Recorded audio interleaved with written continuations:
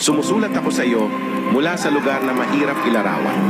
Napakainit dito at napapalibutan ako ng mga apoy na nagdudulot sa akin na mahirapang huminga.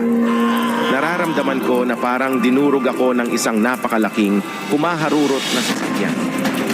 Patuloy kong naririnig ang mga tinig ng mga taong minsan nang nagpalaganap ng ebanghelyo sa akin at napuno ako ng pagsisisi. Bakit hindi ako nakinig? Bakit napakatigas ng aking ulo?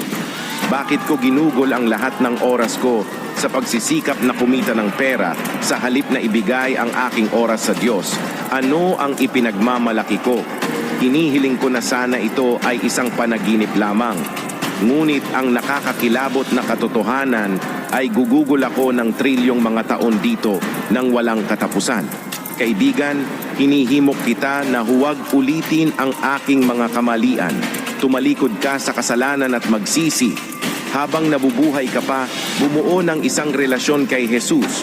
Huwag hayaan na ang iyong kayabangan at katigasan ng ulo ay magdala sa iyo sa impyerno.